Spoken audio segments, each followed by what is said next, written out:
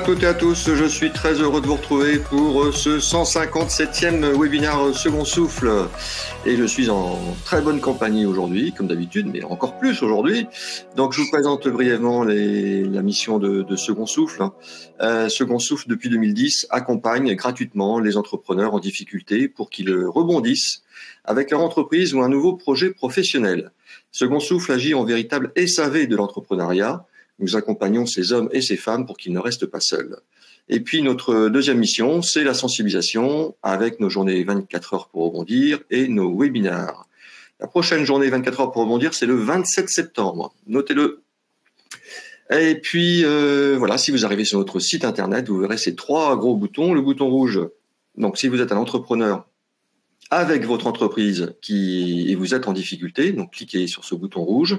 Et puis nous recherchons de plus en plus de bénévoles, donc n'hésitez pas à cliquer sur le bouton vert, je veux être bénévole. Et puis si vous avez plein d'argent dans les coffres, n'hésitez pas à cliquer sur le troisième bouton et de faire une belle donation à l'association. Et tous les dons sont défiscalisables à 66%. Voilà. Pour ceux qui viennent pour la première fois sur cette plateforme de webinaire, vous avez donc en bas à droite deux boutons, le chat pour discuter entre vous, entre nous, et le bouton questions pour bien poser vos questions. Merci de poser vos questions dans ce bouton questions, sinon elles vont se perdre dans le fil du chat. Et puis si vous avez un souci technique, vous avez une aide à gauche, sinon vous fermez votre navigateur et vous revenez. Et au milieu, donc vous avez deux icônes, un pour mettre en plein écran, un autre pour réagir. Réagir, c'est ce que ont déjà fait plusieurs personnes depuis le début, c'est envoyer des petits emojis. Donc là, je vais vous envoyer des petits pouces et des petits cœurs, bien sûr. Voilà.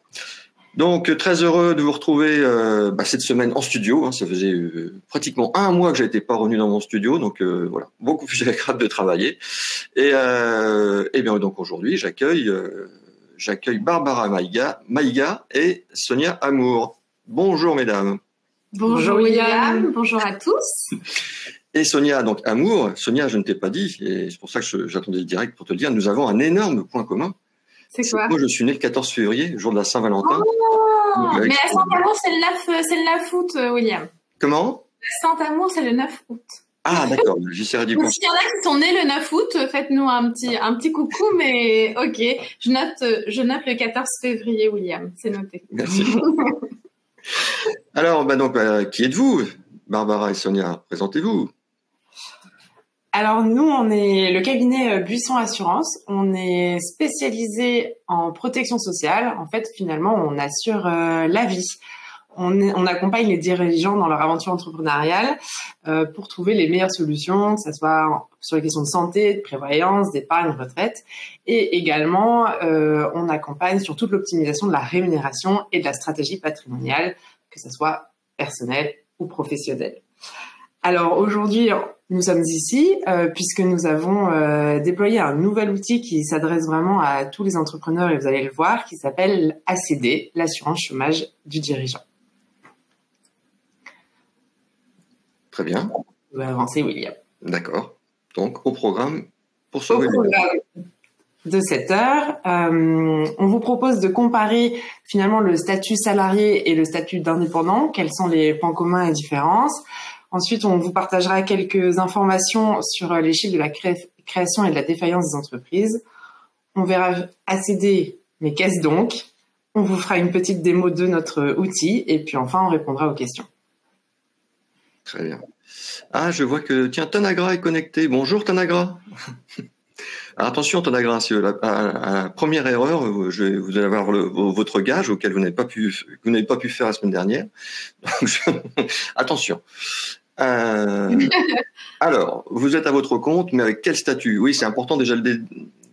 On s'en rend pas forcément compte, mais le statut, c'est ce qui va décider toute la vie de votre entreprise. Et il est important de choisir le bon. De bien choisir, d'être bien accompagné. Exactement. Donc, n'hésitez pas à nous partager dans le chat les statuts que vous avez même choisis. Et William, tu peux les afficher doucement. Vous avez peut-être choisi le statut SA, SAS, SASU, ou bien peut-être l'EURL, la SARL, ou alors certains sont peut-être en profession libérale, en auto-entreprise, en entreprise individuelle EIRL, et puis enfin, quand vous êtes plusieurs professions libérales, vous avez peut-être choisi le FPLA. Ouais. Alors, dans les réponses que l'on a aujourd'hui, il y a un peu de tout. Donc, il y a de la micro, il y a de la SRL, de l'auto-entreprise, SAS, URL. En fait, le statut que vous avez choisi va forcément avoir un impact sur votre protection sociale. Vous allez soit être mandataire social assimilé salarié ou alors indépendant. Et donc, en fonction du statut, la protection sociale sera différente. En revanche, il y a un point commun à tous. Quel que soit votre statut, vous avez en effet un seul point commun que je vous laisse marquer dans le chat si jamais vous avez des idées. Donc, vous n'êtes plus salarié, vous êtes aujourd'hui dirigeant à votre compte. Vous n'avez pas de lien hiérarchique avec qui que ce soit, ni de contrat de travail. Et donc, quel est le point commun à tous? Tanagra a trouvé la bonne réponse, il n'y a pas de vacances. Quelle est la réponse qui a été proposée? Pas de vacances. Ah, pas de Effectivement, c'est pas faux. Bien sûr, donc les bonnes réponses, c'est pas de chômage. Exactement. Pas de chômage, pas d'indemnité de chômage, exactement. Pas de prestations auprès de France Travail. Vous n'êtes pas couvert par France Travail. Je vous rappelle quand même que vous avez droit si je ne me trompe pas, à tous les services de France Travail. Oui, tout à fait, mais pas les indemnités. Oui, exactement. Donc on l'affiche, voilà. Et vous n'êtes pas couvert par France Travail. Ok. Voilà. Alors Sonia, est-ce que tu peux, s'il te plaît, nous expliquer la différence finalement entre le statut salarié et le statut d'indépendant, que ce soit pour le chômage, mais également de manière générale en protection sociale? Effectivement, on a fait ce tableau comparatif pour que ce soit un peu plus parlant pour vous, qui avez choisi d'être soit mandataire social, soit travailleur non salarié. Donc, en fonction du statut que vous avez choisi, votre protection sociale va être différente. Par protection sociale, on entend quoi? On entend tous les régimes qui viennent compléter ce que le régime obligatoire, donc la sécurité sociale en France, va donner. Donc, on va parler de l'assurance chômage, on va parler de la santé, donc communément appelée mutuelle, on va parler de la prévoyance. La prévoyance, ça couvre les risques lourds, l'invalidité, l'arrêt de travail et le décès, et ça va couvrir la retraite de base et la retraite complémentaire. Et donc, comment ça se passe? Quand on est salarié, en fait, on se pose pas trop de questions. On pense que c'est un acquis parce qu'effectivement, c'est acquis. Quand on est salarié, on a notre bulletin de salaire et automatiquement, on va cotiser auprès de France Travail. Si toutefois on a une fin de contrat de travail, on aura le droit aux prestations. Si au niveau de la complémentaire santé, depuis 2016, il y a une obligation qui impose à toutes les entreprises de mettre en place une complémentaire santé obligatoire, donc une mutuelle obligatoire. À partir du moment où vous avez un salarié, vous êtes du coup obligé de mettre en place une complémentaire santé avec une répartition de la cotisation qui est prise en charge à minima à 50% par l'entreprise. Donc ça veut dire que vous, en tant que salarié, vous savez d'office que vous avez votre mutuelle qui est prise en charge à 50% par l'entreprise. Au niveau de la prévoyance, il n'y a pas encore d'ANI, accord national interprofessionnel, qui impose de mettre de la prévoyance à l'ensemble des entreprises pour couvrir les salariés. En revanche, vous avez peut-être entendu parler de conventions collectives ou d'accords de branche. On a en France beaucoup de conventions collectives et de branches professionnelles qui ont mis en place, qui imposent aux employeurs des branches professionnelles de mettre en place des régimes pour couvrir les salariés sur les risques de décès, d'invalidité et d'arrêt de travail. Et donc, effectivement, il n'y a pas d'obligation pour toutes les entreprises, mais certaines conventions collectives l'imposent. Et donc, souvent, les salariés sont couverts. Les salariés cadres, pour le coup, eux, ont obligatoirement une prévoyance, puisque la loi de 1947 sur l'accord des cadres impose que tout salarié qui a le statut cadre dans une entreprise est assuré, doit être couvert sur le risque de décès en priorité et ensuite sur les autres risques. Donc ça veut dire quoi? Si vous êtes salarié cadre d'une entreprise, vous avez obligatoirement une couverture en prévoyance. On regarde le bulletin de salaire, ça apparaît. Et si on est salarié non cadre, ça dépend du climat social de l'entreprise ou de la branche professionnelle dans laquelle on est. Ça, c'est quand on est salarié. Et au niveau de la retraite, vous savez qu'on a la retraite de base et on a la retraite complémentaire Agirc-Arrco qui a fusionné en 2019, mais on a encore le droit, je dis encore parce que les réformes, elles avancent vite sur la retraite, mais on a encore le droit d'avoir une retraite complémentaire à la retraite de base. Donc quand on est salarié, on est globalement, en France, plutôt très bien couverts sur la protection sociale. On a la chance d'avoir la sécurité sociale qui nous couvre en partie sur tous les risques que je vous ai cités. Donc la santé, elle intervient, la sécurité sociale, sur la prévoyance aussi, et sur la retraite, on a le régime de base aussi. Et puis on a des régimes complémentaires par les employeurs. Et quand on est travailleur non salarié, là c'est différent. On n'a plus de liens de subordination. On n'a donc plus de chef au-dessus de nous et d'obligations particulières. Les conventions collectives n'intègrent pas les travailleurs non salariés. Donc, même si vous êtes dans la branche, par exemple, de la métallurgie, mais vous êtes seul travailleur non salarié, vous n'êtes pas obligé de respecter la convention collective puisque vous n'êtes pas soumis au droit du travail. Et donc, en tant que travailleur non salarié, pour le chômage, pas de cotisation, pas de prestation. Je vais pas faire la blague, pas de bras, pas de chocolat, parce qu'elle a été trop faite et trop revue, mais il n'y a pas de cotisation. On ne cotise pas auprès de France Travail et donc il n'y a pas de prestation. Donc là, ça veut dire qu'on doit s'assurer à titre personnel, c'est payé par l'entreprise, mais en tout cas, à titre privé, on doit faire la démarche d'aller voir un assureur pour se couvrir. Pour la complémentaire santé, pas d'obligation particulière. Après, il existe des dispositifs. On peut se prendre une complémentaire santé. Et quand on est travailleur non salarié, il existe une loi qui s'appelle la loi Madelin qui permet d'avoir des avantages fiscaux sur les dispositifs de protection sociale que l'on met en place. Idem pour la prévoyance.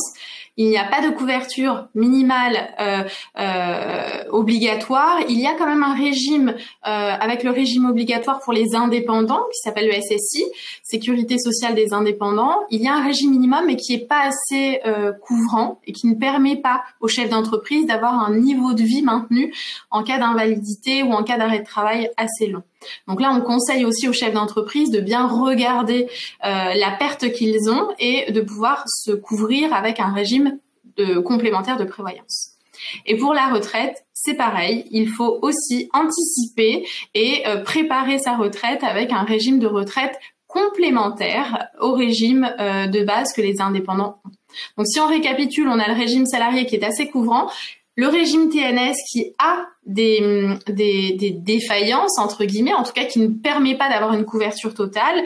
Mais en France, on a la chance d'avoir des dispositifs comme la loi Madelin ou comme les assurances privées qui peuvent couvrir toutes ces carences qui existent sur le régime des travailleurs non salariés.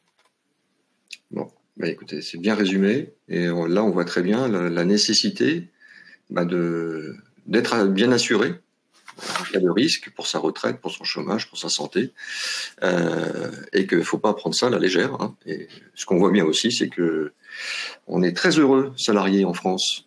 Oui. Oui, vraiment. Et puis je fais vraiment un parallèle sur la complémentaire santé. Tout le monde voit l'intérêt parce que c'est des soins et des dépenses quotidiennes, hein, le médecin, le dentiste, l'opticien, etc.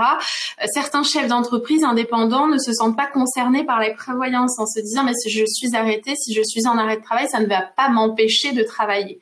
Mais on oublie le fait que quelquefois ça peut être un arrêt de travail qui est lourd, un accident, c'est pas voulu, et pour autant ça peut vous arriver, ça peut créer une invalidité, vous n'allez pas pouvoir retravailler, ou ça peut vous créer une hospitalisation de longue durée avec de la rééducation, vous n'allez pas être en forme pour travailler, et pendant ce temps-là, personne ne va vous donner votre revenu. En fait, l'entreprise, elle ne va pas pouvoir éternellement vous rémunérer, même si sur quelques mois ce sera possible. Et donc c'est important de pouvoir regarder en fonction de votre situation personnelle, votre situation de famille, est-ce que vous êtes marié, est-ce que vous avez des enfants, quel est votre besoin pour vivre, pour pouvoir vous couvrir en prévoyance. Ça, c'est vraiment la base. Et l'assurance chômage aussi, qui à mon sens est le vrai filet de sécurité. On ne peut pas se lancer comme ça, même si j'imagine bien que vous êtes tous plein de bonne volonté en se disant que de toute façon votre projet il est forcément génial, sinon vous ne vous serez pas lancé. Vous avez plein de bonnes idées, vous avez des clients, mais ça peut vite arriver, on va le voir après avec les statistiques que l'on a. C'est important d'avoir au minima ce filet de sécurité pour vous dire que si toutefois demain il y a cessation d'activité ou d'autres risques comme nous allons le voir, vous aurez à minima un revenu de remplacement qui va vous permettre de rebondir vers autre chose. Il y a une question de Sylvie là, concernant la complémentaire santé. Est-ce que ça fonctionne pour les micro-entreprises? Oui, oui, tout à fait. À partir du moment où vous avez le statut d'indépendant, de travailleur non salarié, bien évidemment que la loi Madelin, elle fonctionne. Tout à fait. Très bien. Bon, on va continuer de se faire peur. Quelques chiffres? Alors là, les chiffres ne font pas peur, c'est les chiffres de la création. Ah, d'accord, c'est sûr. C'est après que ça se corse. Ah, c'est après. Création d'entreprise en quelques mots rapidement sur 2023. Alors, ce sont les chiffres qui ont été pris sur l'INSEE, donc on n'a rien inventé. Vous pouvez aller récupérer tous les chiffres que l'on va vous présenter aujourd'hui. On va vous donner les sources et vous pourrez aller par vous-même les consulter et voir ça. Donc, en 2023, il y a eu un peu plus d'1 million de création d'entreprises, toute taille d'entreprise, toute forme juridique d'entreprise, mais il y a quand même un boom sur les micro-entrepreneurs avec plus 3%.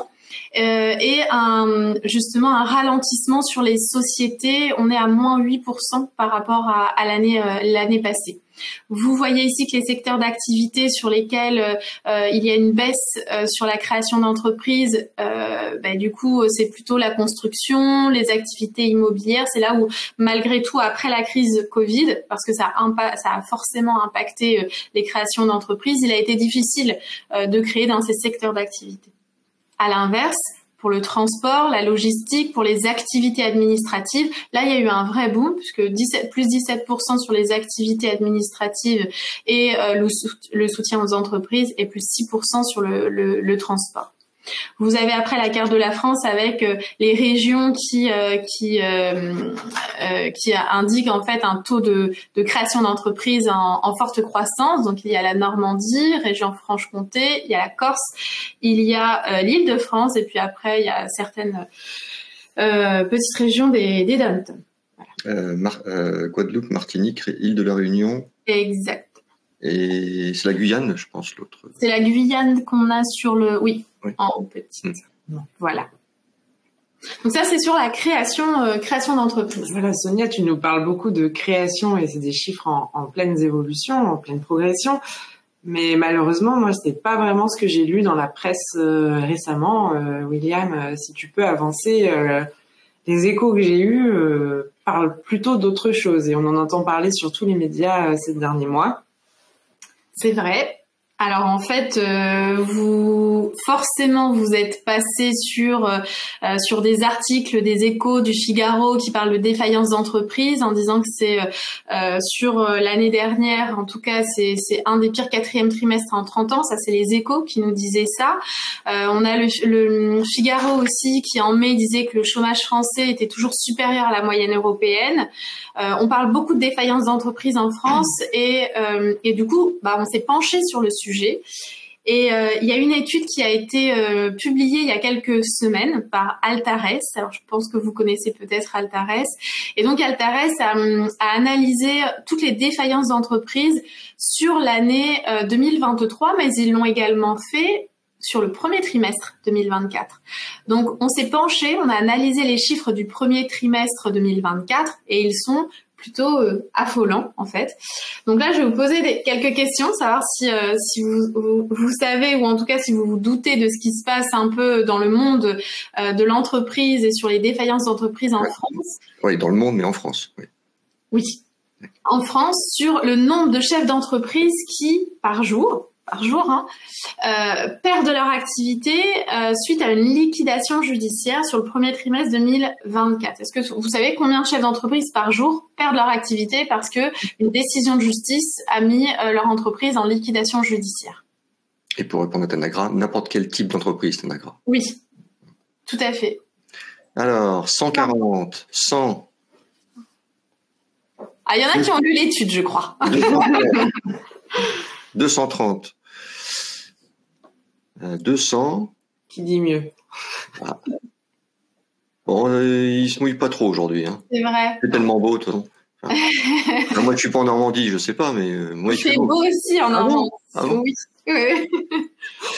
Bon, alors, la réponse, c'est combien? Avec un chiffre de 133. 133, c'est le nombre de chefs d'entreprise qui, chaque jour, ont perdu, en tout cas sur le premier trimestre 2024, leur emploi. C'est en augmentation de quasiment plus 12%. Nous, en Normandie, on est en Normandie, c'est quasiment plus 21,5%, donc c'est énorme. Et donc, forcément, ça inquiète en fait l'économie française.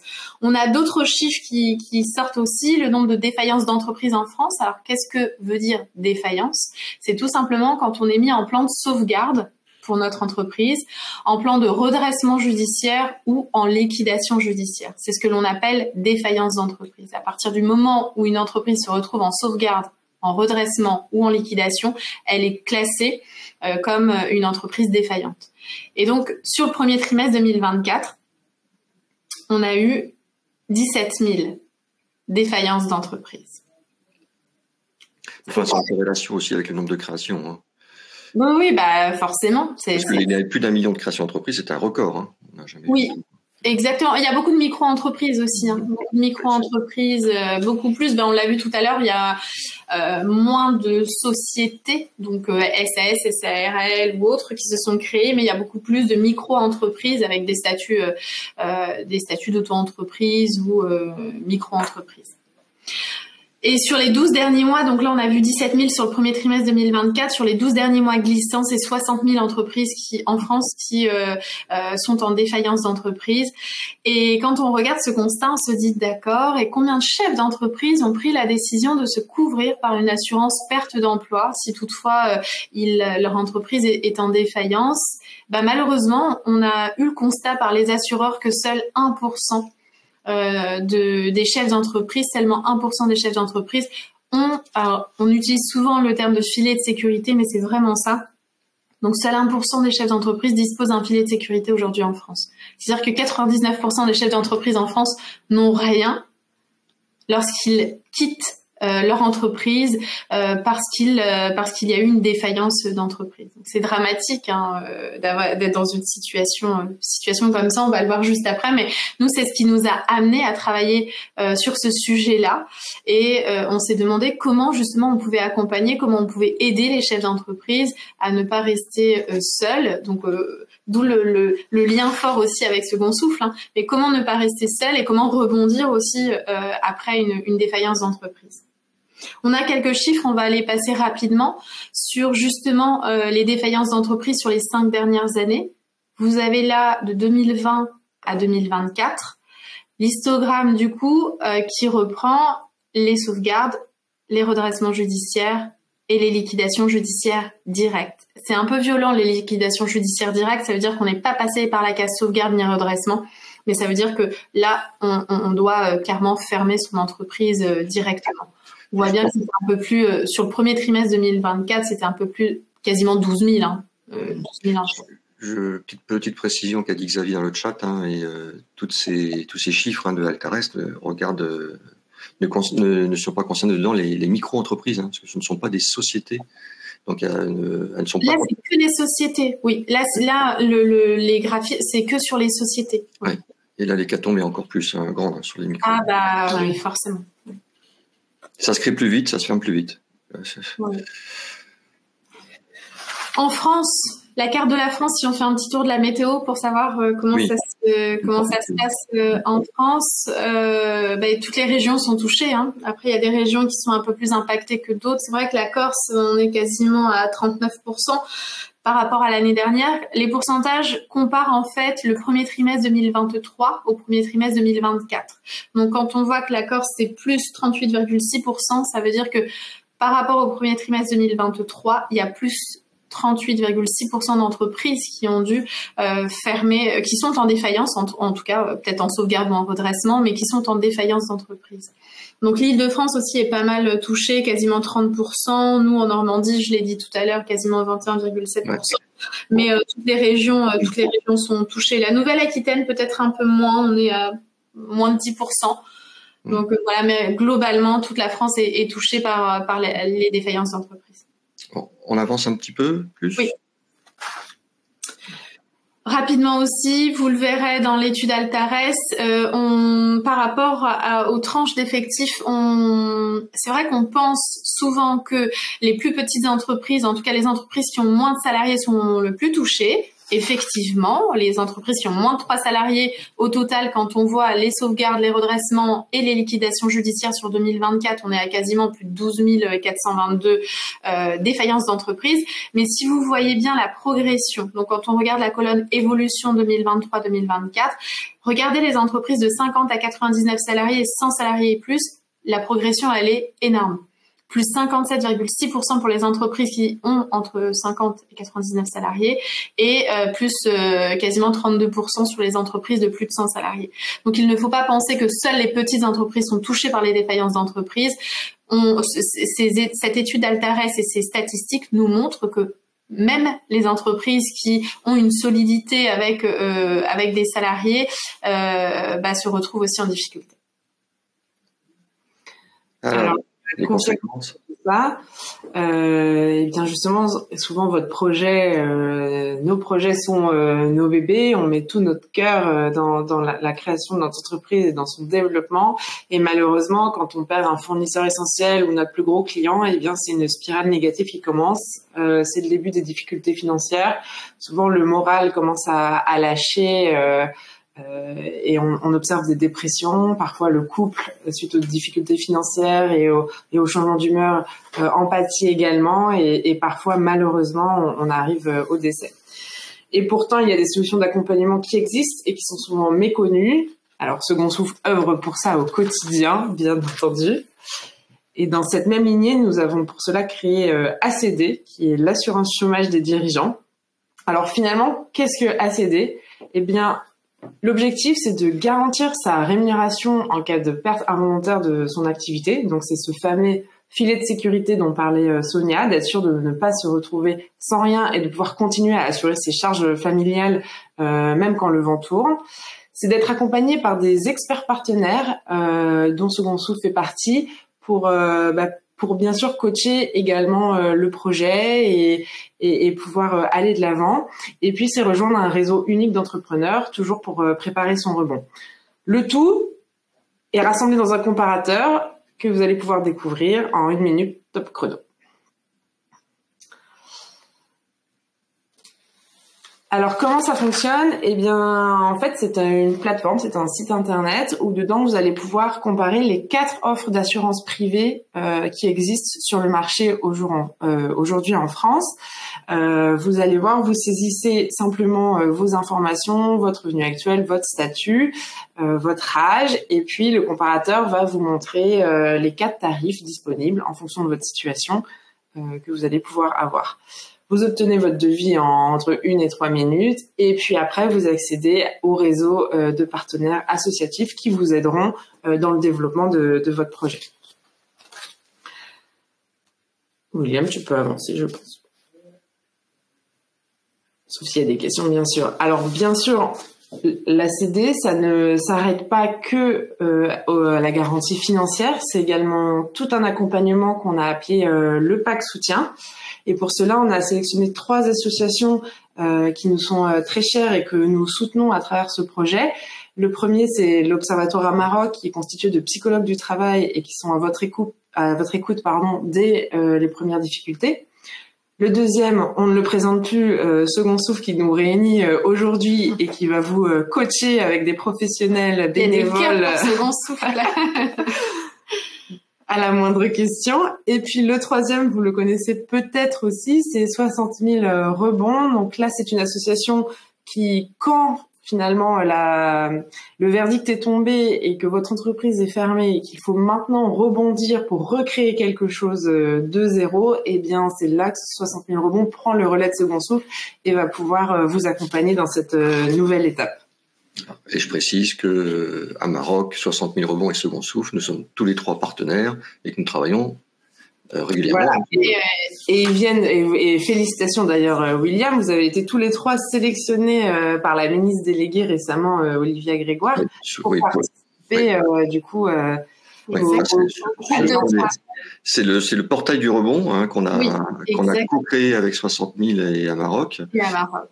Voilà, on a créé le portail du rebond qui réunit les associations qui œuvrent pour accompagner les entrepreneurs. Du coup, on était très très fiers de voir que le portail du rebond avec les 3 associations que l'on soutient, que vous ayez pu intégrer ce groupe de travail avec Olivier Grégoire, c'est vraiment une très très belle. Enfin, c'est une fierté quand même. Hein, Oui, bon, avec Olivier, on se connaît, on se tape la bise. C'est donc ça. Ok, on comprend. Mais non, c'est vraiment très bien parce que vous allez pouvoir porter haut et fort en fait les problématiques que les chefs d'entreprise ont. Vous êtes sur le terrain, vous êtes quotidiennement avec les chefs d'entreprise qui sont en difficulté. Vous les soutenez quotidiennement et du coup vous allez pouvoir faire remonter plus haut auprès de la ministre du coup toutes les problématiques et pour que ce soit du concret, pour que les lois qui en découlent, pour que tout ce qui pourra être mis en place sera vraiment ce que les chefs d'entreprise attendent et ça servira à quelque chose. Donc c'est vraiment une très très belle chose. Alors, suivant. À qui s'adresse l'offre ACD Eh bien, finalement, que vous soyez mandataires sociaux, et je rebondis sur ce qu'on a vu tout au début, finalement, quel que soit le statut que vous avez choisi pour votre entreprise, mandataire social, TNS, profession libérale, auto-entrepreneur et même une formule créateur d'entreprise, vous allez pouvoir bénéficier d'une assurance puisque sur les 4 compagnies qui jouent le jeu d'accompagner les entrepreneurs d'un point de vue financier, elles ont chacune leur spécificité et couvrent tous les statuts. La seule contrainte, c'est d'avoir moins de 65 ans. Mais nous, tous les dirigeants qu'on accompagne de plus de 65 ans, on leur conseille plutôt de prendre un billet au Baléares et dans ce cas, on les redirige vers Kayak. Voilà. Bon, jusqu'à 65 ans, ouf. À un an près, j'y avais pas droit, heureusement. Ouais. Alors, qui sont les personnes concernées? Donc, il y a 3 fondamentaux en fait pour pouvoir mettre en place un contrat d'assurance perte d'emploi avec les assureurs, parce que ce sont des assureurs derrière qui vont porter le risque. Pour que les assureurs puissent valider la mise en place du contrat, il faut répondre à 3 critères. Le premier, c'est d'être dirigeant d'entreprise. Le deuxième, c'est de ne pas cotiser et de ne pas bénéficier de France Travail. Et le troisième, c'est de ne pas avoir de contrat de travail ni de lien de subordination. Parce qu'en fait, si on répond à un de ces 3 critères, ça veut dire qu'on est salarié. Si on n'est pas dirigeant, on est salarié. Si on cotise à France Travail, on bénéficie des prestations France Travail. Et si on a un contrat de travail et un lien de subordination, c'est-à-dire qu'on n'est pas dirigeant et que par conséquent, on est couvert par France Travail. Alors faites très attention, je fais juste une petite parenthèse rapide. Quelquefois, on a des mandataires sociaux, donc directeur général ou président, qui pensent être couverts par France Travail. Et donc, nous, on leur conseille de tester leur éligibilité sur le site de France Travail. Il y a un imprimé qui existe. Il vous suffit de le compléter et du coup de demander auprès de France Travail de votre région si vous êtes éligible ou pas à une prestation, si toutefois il y a rupture du contrat de travail. Et en fonction de la réponse de France Travail, vous pourrez ensuite vous orienter vers une assurance privée si toutefois France Travail refusera la prise en charge parce que vous êtes dirigeant de l'entreprise ou alors qu'on n'avait ni lien de subordination et ni de contrat de travail. Donc quand intervient, à quel moment l'assurance perte d'emploi elle intervient quand on est mandataire social, quand on est révoqué ou quand notre mandat n'est pas renouvelé, ça c'est possible aussi, donc non-renouvellement de mandat, révocation. L'assurance elle intervient également quand on est en redressement judiciaire. Et liquidation judiciaire, cessation d'activité. Sous certaines caractéristiques et dans certains cas, elle peut arriver en fait intervenir cette assurance perte d'emploi quand on a la dissolution anticipée, fusion-absorption de l'entreprise, mais il faut vraiment attention que ça résulte d'une difficulté économique. Et donc là, l'assureur va regarder et pouvoir verser la prestation. Alors, j'ai des questions. Quelle catégorie de France Travail ça, je comprends pas trop la question. Quid des catégories France Travail? Je n'ai pas compris votre question. Une autre question de Robin, c'est-à-dire qu'un contrat souscrit avant 65 ans n'a plus effet à compter des 65 ans? Ça veut dire qu'il aura de l'effet, on peut travailler après jusqu'à 67 ans, 68 ans, mais ça veut dire que pour souscrire, la date d'effet à l'âge à la souscription, il faut avoir moins de 65 ans. C'est ça. Et une question de H, je n'ai pas le prénom. Quand H. on bénéficie de l'ACRE ou de la RCE, on ne peut pas faire une demande à ACD ou faut-il attendre après 6 mois d'activité pour faire une demande?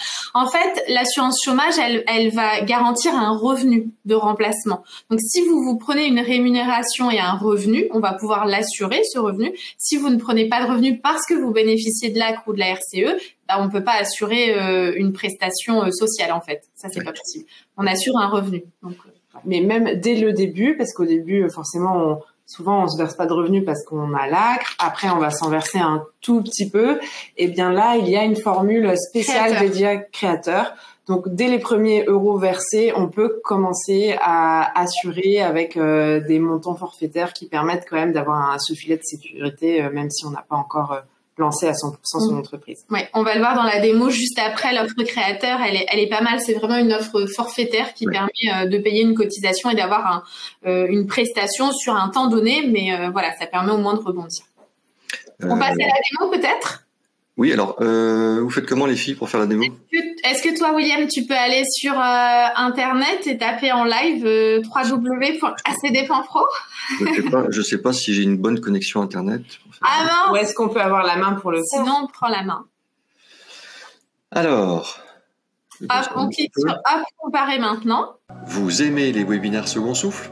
Alors abonnez-vous à la chaîne YouTube Second Souffle. Cliquez sur l'icône Second Souffle juste ici. Vous aimez cette vidéo? Alors dites-le moi avec un j'aime et un commentaire. Merci. Et là, si vous avez un chrono, je vous invite à regarder en combien de temps on a un tarif. Et si la connexion n'est pas bonne. On lance. Bon, on tiendra compte de la connexion pas terrible. Merci, Lydia. Donc là, vous choisissez, comme le disait Barbara tout à l'heure, votre statut. Est-ce que vous êtes mandataire social, travailleur non salarié, créateur d'entreprise, auto-entrepreneur? J'allais prendre le créateur d'entreprise pour peut-être voir, mais bon, on pourra en faire d'autres. On met un revenu, je sais pas, par exemple 20 000. On se prend 20 000 au début pour commencer. Alors après, on va devoir obligatoirement mettre, il y a pas de brut, on laisse comme ça. Les informations, nom, prénom, date de naissance, adresse mail et téléphone.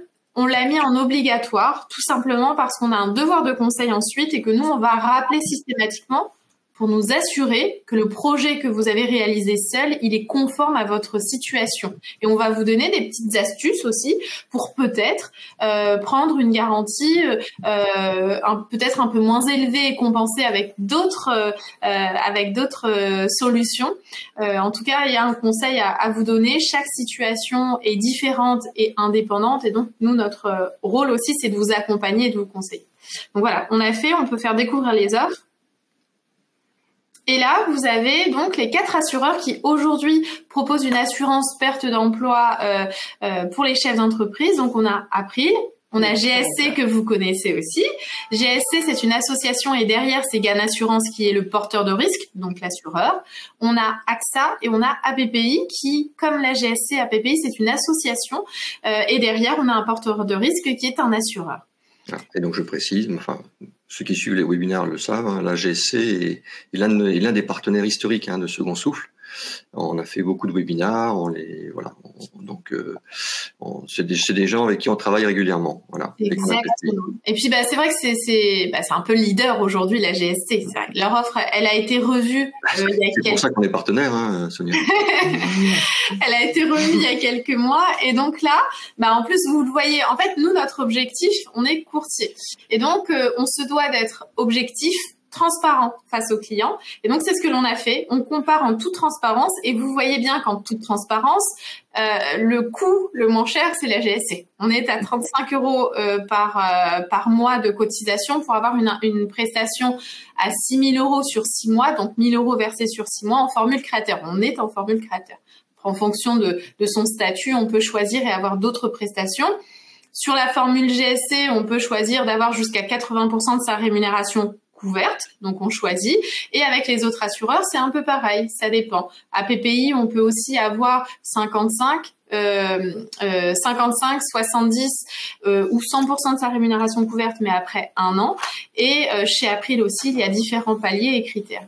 Donc voilà, donc vous avez en temps réel le tarif et vous avez l'indemnité qui vous est proposée en fonction de chaque assurance. Alors AXA, vous allez me dire pourquoi on n'a pas le tarif, parce qu'AXA a décidé en fin d'année, on a eu la surprise de devoir retravailler notre outil, puisqu'en fin d'année, ils nous ont annoncé qu'ils ne voulaient plus être comparés à la GSC et à d'autres assureurs sur la perte d'emploi, et qu'en fait les critères de chez AXA pour l'assurance chômage étaient vraiment devenus indépendants, et donc ils vont analyser les bilans, analyser le scoring de chaque entreprise pour donner un tarif. Oui, ça fait peur, hein, mais pour donner un tarif pour chaque entreprise. Donc, malheureusement, si on veut avoir un tarif AXA, on doit remplir toute une checklist, leur envoyer, et on a le tarif qui arrive ensuite. Mais ne vous en faites pas, on le fait avec vous si vous souhaitez comparer les tarifs des 3 autres avec AXA. On le fait pour vous même, en fait. Pour vous. Exactement. Donc voilà, ACD, vous aurez tout le loisir et le temps de pouvoir aller faire des simulations. N'hésitez pas à regarder en fonction de votre statut, de la rémunération. Il y a les offres créateurs, micro-entrepreneurs. Enfin voilà, vous pourrez aller voir. Il y a un QR code, du coup, si on repasse sur la présentation.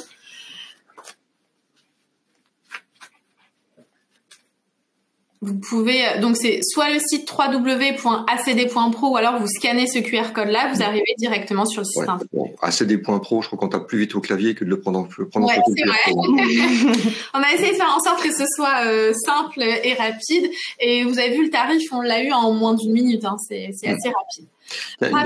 Pour un petit rappel pour Tania, hein, les 4 assurances que vous proposez, ce sont les seules qui existent en France Alors aujourd'hui, nous, on travaille avec une multitude d'assureurs. Donc on est allé voir Allianz, on est allé voir Harmonie Mutuelle, on est allé voir Malakoff, on est allé voir AG2R, enfin bref, plein d'assureurs. Et beaucoup ne proposent pas. Ce sont les 4 que l'on propose aujourd'hui. Après, je sais que la MMA propose aussi une assurance perte d'emploi différente, et il y a certaines banques qui maintenant l'intègrent dans des assurances de prêt.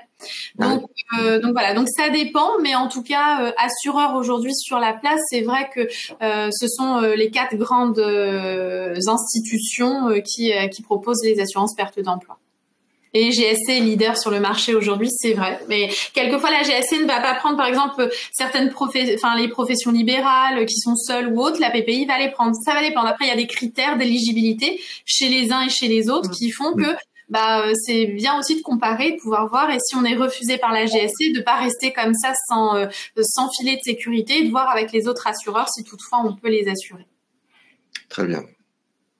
Rapidement sur la fiscalité des contrats, puisque vous êtes chef d'entreprise ou vous allez l'être, donc forcément le coût, vous vous dites comment je le passe. Donc c'est assez simple en fait. Si vous êtes mandataire social, ça passe en avantage en nature, tout simplement. Et si vous êtes travailleur non salarié, TNS, vous pouvez le passer via la loi Madelin, donc avec la déductibilité. Et information importante, quand on est salarié et que l'on bénéficie des prestations de France Travail, les indemnités que l'on perçoit, elles sont soumises à impôt sur le revenu, CSG, CRDS. Là, l'assurance chômage, il n'y a pas d'IR, donc pas d'impôt sur le revenu et pas de CSG, CRDS sur les prestations versées par l'assurance chômage. Je vois que ça plaît, ça. J'adore les petites réactions. Et donc, on a fait un petit comparatif rapidement pour terminer sur une assurance chômage. Quand on me dit, ouais, mais Sonia, ça coûte cher. Alors déjà, je dis cher par rapport à quoi? Parce que quand on se retrouve avec 0 € après, j'ai envie de dire, c'est compliqué. Il faut bien penser avant de se dire c'est cher. On l'a vu avec l'offre créateur de la GSC, on est à 35 € par mois. C'est même pas un restaurant. Donc, voilà, tout est relatif. Et il faut savoir, William, un restaurant... 35 €, moi, j'ai un café, c'est tout. Hein. Ok. Donc, du coup, voilà, ça dépend. Mais tout ça pour dire que non, l'assurance chômage, elle n'est pas chère. C'est pas cher, c'est pas le terme qu'il faut employer. En fait, c'est une assurance. Donc, comme toute assurance, C'est quand on en a besoin qu'on y pense, malheureusement, c'est trop tard. Et oui, ça a un coût, mais on est bien content de l'avoir quand un malheur nous arrive. Mais comme tout, en fait, parce que du coup, j'ai fait le comparatif avec France Travail. Quand on est salarié, on cotise à hauteur de 4,25% de son salaire brut et la prestation, elle est au plus de 57% de son salaire. Donc, on prend comme exemple 60 000 € de revenus. Ça veut dire qu'on va cotiser auprès de France Travail par an environ 2 550 €. Si vous n'avez toute votre carrière jamais eu recours au chômage, vous avez quand même cotisé. Donc oui, c'est pour, on va cotiser pour, ça va être pour le, j'allais dire le bien commun. Oui, voilà. C'est pour le bien commun. On va cotiser pour le bien commun, voilà. Mais en soi, on a quand même cotisé quasiment 2 550 € par an. Donc ça revient à un coût de 212,50 € par mois, avec un revenu à 60 000 €. Les prestations, elles seront soumises à CSG, CRDS et impôt sur le revenu. Et à l'inverse, l'assurance chômage, alors déjà, c'est vous qui choisissez votre niveau de rémunération à couvrir. Est-ce que vous voulez être couvert sur 50, sur 60, sur 80% de votre revenu? Et du coup, par exemple, là, j'avais fait une simulation avec 60 000 € de revenus pour un mandataire social. Avec 80% de sa rémunération couverte, le coût de la GSC était à 1 334 € par an, donc 111 € par mois. Est-ce que vous voyez la différence? On est salarié et on est indépendant et on choisit de s'assurer avec GSC. On est à 111 € par mois contre 212,50 €. Les prestations, elles sont non soumises à CSG, CRDS et non soumises à l'IR. Et nous, ce que l'on propose à nos clients qui nous disent « oui, mais c'est une cotisation à fond perdu ». Alors déjà, je leur réponds que c'est comme l'assurance auto ou habitation. Si votre maison, elle brûle jamais, vous récupérez pas vos cotisations à la fin. Et pour la voiture, c'est pareil. Si vous êtes un bon conducteur sans accident, c'est pareil. Là, c'est exactement la même chose. Il faut se couvrir, c'est important. Et nous, ce que l'on propose aussi pour aller un peu plus loin, et là, c'est notre expérience et l'expertise qui fait ça, c'est qu'on dit aux clients, si vous étiez salarié, on aurait une enveloppe de 2 550 € allouée au chômage, à la perte d'emploi. Eh bien, ce qu'on vous propose, c'est de vous couvrir, par exemple, là, avec la garantie chômage de la GSC 80%, ça va vous coûter 111 € par mois. Et ben, avec le delta, eh bien, les 101 € qui vous restent, on les met dans un contrat d'épargne retraite, un contrat de capitalisation, si bien que demain, votre entreprise, elle ferme parce que il y a eu un problème économique, l'entreprise, elle ferme. Vous allez avoir vos prestations de la GSC et en plus, vous allez pouvoir récupérer votre capital qui va vous permettre de rebondir, de créer quelque chose ou d'aboutir à un projet nouveau. Et si toutefois, il n'y a pas le risque de perte d'emploi tout au long de votre carrière, vous aurez alimenté via l'entreprise et les déductibilités que je vous ai citées tout à l'heure, vous allez pouvoir alimenter votre compte retraite via l'entreprise. Et donc, quand vous sortirez à la retraite, ça vous servira de capital de fin de carrière et vous pourrez voyager, vous pourrez concrétiser les projets que vous avez eus et que vous n'avez pas pu réaliser parce que vous n'avez pas eu de vacances, parce que quand on est chef d'entreprise, on n'a pas de vacances. Et donc ça, vous pourrez les réaliser grâce à cette petite cagnotte que vous aurez constituée tout au long de votre carrière professionnelle. Une petite maison au Cap Ferré. Et par exemple. C'est pas cher, c'est pas cher. Petit clin d'œil au président, c'est pas cher. J'ai deux questions là sur la slide. Alors une question qui est passée dans le chat. Donc merci Christine de poser votre question dans la partie questions. Parce que celle-ci je l'ai vue, mais alors sur quelle durée de prise arrêtez d'écrire, ça n'arrête pas de défiler, je peux pas lire. Sur quelle durée la prise en charge de la GSC? Est-ce que c'est 18 mois? On peut choisir, en fait, avec la GSC, on peut choisir une durée d'indemnisation et on peut aller jusqu'à 18 mois, effectivement. On peut choisir 12 mois, on peut choisir 18 mois. Ouais. Et tout ça, nous, on le reprend, en fait, avec le chef d'entreprise parce que, quelquefois, c'est pas utile de se couvrir sur 18 mois si on sait que l'entrepreneur, c'est quelqu'un qui bouge tout le temps, qui, au bout de 6-9 mois, va recréer une entreprise, va se relancer. Dans les cartons, ouais. Ça sert à rien de se couvrir sur 18 mois si après, par contre, le chef d'entreprise nous dit, bon, moi, je vais avoir besoin de temps. L'entreprise, c'est mon bébé. Si demain, elle ferme cette entreprise, je vais avoir du mal, je vais avoir besoin d'être accompagnée, je vais avoir besoin de rebondir et de temps. Et donc, dans ce cas-là, effectivement, 18 mois, c'est pas mal pour avoir le temps de recréer un beau projet différent. Mais en tout cas, en fonction des assureurs, par exemple, le GSC, c'est ça, mais... Le GSC, c'est 9, 12 et 18 mois, je crois. 9, 12 et 18 mois. April, c'est 9 et 15 mois. Ça dépend des assureurs. Ouais. Et donc je rappelle que vous êtes courtier en assurance, c'est pas vous qui assurez directement en fait. Hein. Non, exactement. Non. Nous on conseille. D'où une autre question aussi de Marc. Donc sur l'exemple, là, c'est 60 000 euros de revenus nets ou brut? Brut. Voilà. Il y avait encore quelques slides, puis après on passe encore aux autres questions. C'est fini, il nous restait le conseil à la fin. Oui, le bon conseil, oui. Voilà. Le leitmotiv de chez nous, c'est vraiment de prendre les devants et le meilleur moyen d'assurer nos arrières. Bravo. Voilà, parce que les assureurs imposent tous un délai de carence de 12 mois. Donc, c'est pas le jour où les premières difficultés arrivent qu'il faut se dire « Ah, c'est vrai, il y a quelques mois, j'ai vu un webinaire avec des gens sympas, mais ça sera trop tard. » En fait, il faut vraiment l'anticiper dès le début pour avoir le temps de passer ces 12 mois de carence et être serein et tranquille pour avancer dans vos projets. Très bien. Tiens, j'ai oublié de vous le mettre... J'étais dessus, mais je ne vous l'ai pas mis. Que je vous mette le lien vers... Eh ben, petit bonhomme. Voilà. ACD. Acide carton blindé. Non, c'est pas ça. Tout simplement www.acd.pro. ACD, ça veut dire assurance chômage du dirigeant. Et donc dans la présentation que vous pourrez télécharger donc oui. À la fin, vous avez les détails d'Altares, vous avez les photos de vacances de Sonia et Barbara. Et puis toutes les coordonnées pour contacter ACD. Voilà, pour bien choisir votre bonne assurance, votre bon filet de sécurité. Exactement. Bien. Merci beaucoup Barbara et Sonia. Merci à vous. Merci à vous tous. pour toutes les questions posées. Ah non, mais il y en a d'autres. Hein. Ah, il y en a d'autres. Allez, on continue. C'est parti alors. Allez, le buzzer est sur la table, c'est bon? On est prête. Ouais.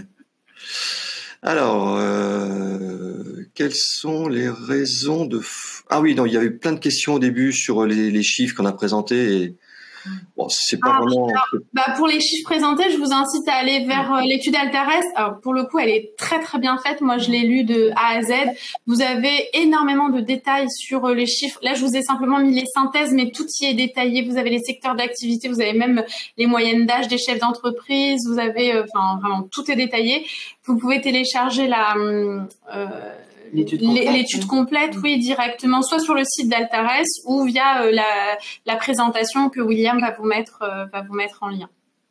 Alors, il y avait une question de David, mais je pense que vous avez tous compris comment ça marche. Le coût indexé au salaire, ouais, c'est indexé au salaire. Et du coup, il évolue aussi en fonction de la rémunération, c'est-à-dire que le coût se met à jour en fonction de votre rémunération. Tous les ans, vous devrez déclarer à l'assureur votre rémunération, qui est à la hausse ou à la baisse, et du coup votre coût à l'assurance sera réévalué en fonction de en fonction de la rémunération.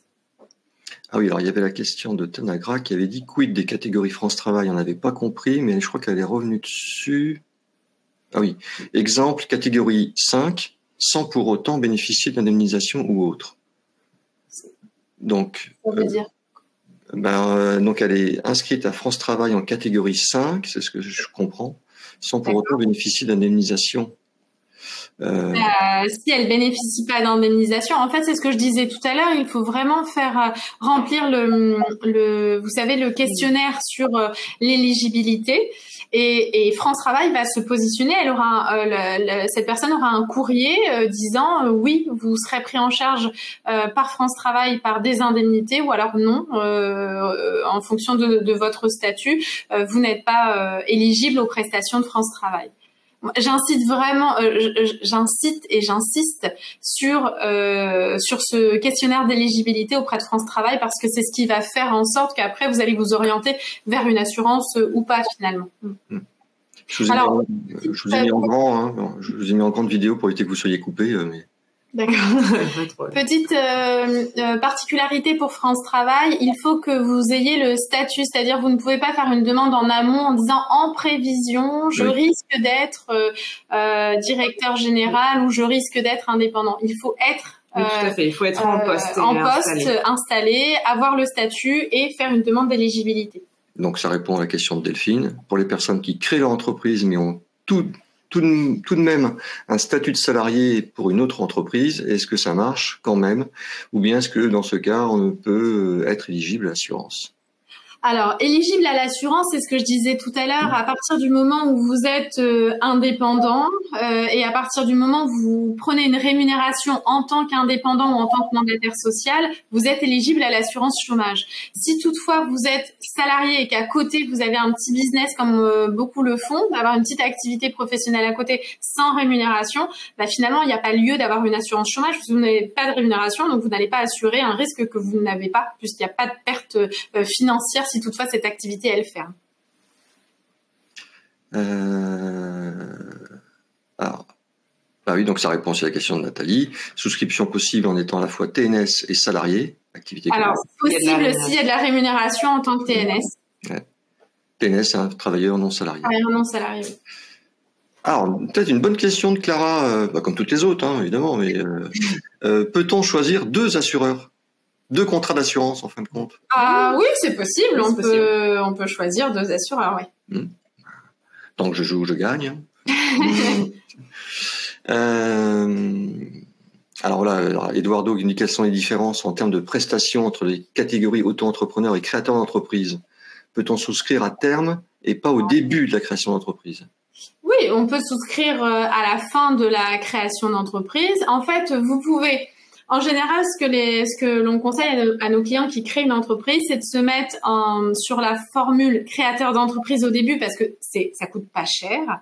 Et une fois que l'activité est bien lancée, de passer sur la formule générale et standard. Après, il faut pas oublier que la formule créateur d'entreprise, elle est forfaitaire, donc ça dépend de la rémunération que vous prenez en tant que créateur d'entreprise. Ça va vraiment dépendre du statut que vous avez, de la rémunération et de la situation personnelle que vous avez. C'est pour ça que je disais que chaque cas est différent et chaque cas nécessite de faire un entretien et un échange pour après vous conseiller. Vous avez nos coordonnées sur la présentation. N'hésitez pas, ça ne vous engage en rien de nous contacter, de nous faire un petit mail, qu'on s'organise une visio ou un rendez-vous téléphonique ou physique pour pouvoir vous conseiller au mieux, même si après il n'y a pas souscription de l'assurance chômage, pas de problème, quoi. Ah mince. Ah, je voulais faire le tour. Bon, enfin, bref, je voulais essayer. Bon. Oui, chacun pourra. Ouais, voilà. Qu'est-ce que j'ai d'autre comme question?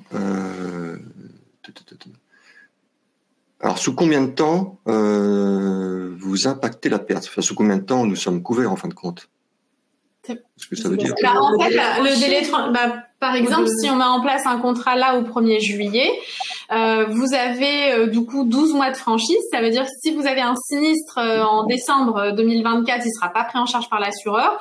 Mais si toutefois vous avez un sinistre, donc perte d'activité, en septembre 2025, il sera couvert par l'assureur. En fait, il y a 12 mois. Vous êtes assuré à partir du 1er juillet 2024, mais en soi, il faut que les 12 mois de franchise soient absorbés. Oui, et puis je crois de mémoire, si je dis pas de bêtises, mais je crois que la GSC a également un fonds social. Enfin, ils peuvent aider à accompagner un entrepreneur qui a une difficulté passagère. Oui, alors ça, beaucoup d'assureurs le font. La PPI le propose aussi avec son association. La GSC le propose aussi. Ouais. Et en cas de perte d'emploi, quand il y a versement de prestations, c'est vrai qu'avec la GSC, on peut aussi avoir, vous savez, des points à GIRC sur la retraite complémentaire. Et il y a d'autres dispositifs. AXA propose de prendre en charge l'assurance habitation pendant 1 an. Enfin voilà, chaque assureur a ses spécificités, ses petits plus en fait. Et donc effectivement, GSC a une action qui permet d'aider les chefs d'entreprise et d'autres en ont aussi. Après, il a aussi ses spécificités. Enfin voilà. Après ça, c'est vraiment propre à chaque acteur et ils aident et ils accompagnent les chefs d'entreprise au-delà de simplement la prestation financière sur la couverture de la rémunération. Il y a une question très technique qui précise, notre cher Xavier. Quid de l'allocation travailleur indépendant, l'ATI, ouverte à tout un travailleur indépendant depuis 2019, plafonné à 800 € par mois pendant 6 mois, est-ce cumulable avec une assurance privée? Oui, c'est cumulable, mais en soi, regardez bien, parce que du coup, je connais assez bien l'ATI, puisque je me suis penchée sur le sujet, parce que au tout début, quand je parlais d'ACD, moi j'avais des indépendants qui me disaient non mais moi je suis pas concernée, j'ai l'ATI. Je suis couverte, je vais regarder qu'est-ce que propose l'ATI. Il y a quand même 5 conditions cumulatives qui sont pas neutres ni négligeables. Donc vraiment, regardez sur le site. Je pourrais les intégrer, les donner à William, et William, tu pourras peut-être partager. Mais en tout cas, j'avais fait un support pour un client avec toutes les informations concernant l'ATI. Il y a 5 conditions cumulatives. C'est sur une durée bien précise. Vous l'avez précisé, c'est plafonné. Et ça change en rien le fait que vous pouvez avoir à côté une assurance privée à partir du moment où vous payez des cotisations, ça fonctionne. Une question de Thibaut. Si on a un petit salaire, malgré le fait qu'on couvre tous nos frais, est-ce intéressant? Bah, en fait, la question, je vous la retourne. C'est est-ce que malgré ce salaire que vous appelez petit salaire, si demain vous arrêtez, est-ce que vous allez pouvoir continuer à vivre normalement sans ce petit salaire? Voilà, c'est la question qu'il faut se poser. Si la réponse est oui, c'est que l'assurance chômage elle n'est pas utile pour vous. Si la réponse elle est bah non, parce que même si c'est un petit salaire, j'en ai besoin, la réponse est oui. Une autre question de Clara, tout aussi excellente, Clara. L'assurance est-elle valable pour un dirigeant des départements de couvert? Oui, exactement. Possible. Et alors, une question d'Eduardo. Merci pour la réponse. En revanche, vous n'avez pas expliqué l'intérêt de l'option auto-entrepreneur. Et quid lorsqu'on change d'une micro-entreprise vers une société, que se passe-t-il pour le contrat? Alors, l'auto-entrepreneur, on l'a mis parce qu'en fait, il n'y a qu'un assureur aujourd'hui qui couvre les auto-entrepreneurs. La GSC, par exemple, refuse, elle ne prend pas en charge les auto-entrepreneurs. La PPI seule le propose. Donc, on l'a mis parce que si on est auto-entrepreneur et que l'on veut s'assurer pour son auto-entreprise, vous allez le voir quand vous irez sur le site ACD, il n'y a que le tarif de la PPI qui ressort parce que seul cet assureur accepte d'assurer les auto-entrepreneurs. Donc là, je réponds à la première question. Quid si on passe de micro-entreprise à société, pas de problème. Par exemple, bon, je prends l'exemple de la GSC parce que depuis tout à l'heure on parle de la GSC, mais on a, alors micro-entrepreneur non parce qu'ils vont pas prendre. Ça dépend du statut en fait. Bon, alors on va rester sur la PPI. La PPI vous assure, vous êtes auto-entrepreneur ou micro-entrepreneur, vous êtes assuré chez la PPI et vous passez en société, ils vont tout simplement mettre à jour vos garanties. Vous passez sur la formule dite standard et donc vous allez être assuré auprès de la PPI. L'avantage c'est que quelquefois on arrive, quand ça fait un petit moment que vous êtes assuré chez eux, on arrive à faire en sorte que la franchise ne soit pas appliquée de nouveau, si vous voulez, les 12 mois de franchise quand on change de statut. Oui, ça serait bien, oui. C'est ça. Bon, voilà. Merci beaucoup. Donc Xavier a fait exprès de poser la question, il a mis le lien pour les ATI directement dans le chat. Génial, super. Vous verrez qu'il y a 5 conditions cumulatives qui sont pas neutres, quoi. Merci beaucoup Sonia et Barbara. Merci à vous. William, merci à tous. Le public était ravi, je crois. Oui, voilà. J'espère. Donc n'hésitez pas, réfléchissez bien. Ça peut être ce filet de sécurité, comme on dit. Ça peut être utile, quelquefois même primordial. Merci pour toutes vos explications, nous dit Stéphanie. Merci, nous dit Eric. Voilà. Merci à vous tous. Je vous souhaite un excellent week-end. On se retrouve la semaine prochaine avec d'autres webinaires, les 2 derniers webinaires de l'année. Alors, que je vous mette ça. De l'année, pas de l'année, de la saison, on va dire. Donc ça, c'est aujourd'hui. Et la semaine prochaine, voilà, celui que vous attendez tous, celui que je vous parle depuis quelques mois, maintenant quelques semaines, c'est on va vous parler de l'image de marque, comme quoi c'est important. C'est pas simplement un petit logo qui est joli. Une image de marque, c'est tout un ensemble de choses qu'il faut penser. Et pour ça, rien de mieux que de passer par une professionnelle. Donc, j'aurai la chance d'être avec Angélique, professionnelle, graphiste et web designer, qui nous racontera son travail. Et dans 15 jours, voilà, on fera un sujet raccord avec le prochain 24 heures pour rebondir au féminin, qui est donc le 27 septembre. On parlera d'entrepreneuriat, de leadership, et si entrepreneur, et si le nouveau leadership était féminin. Voilà, on verra ça avec Kéra Desfamilles, créatrice de Féminine Leader. Voilà. Donc, comme d'habitude, à la fin de ce webinaire, vous serez redirigé vers le site web Second Souffle. Vous verrez ces magnifiques visuels. Il n'y aura plus qu'à cliquer dessus pour vous inscrire. Bon week-end, ensoleillé, chaud. plouf plouf dans la piscine, rose et piscine, pétanque, allez-y, amusez-vous. Nous, on se retrouve vendredi prochain. Excellent week-end à vous tous. Merci encore, Barbara et Sonia. Bye. Merci à vous. À bientôt.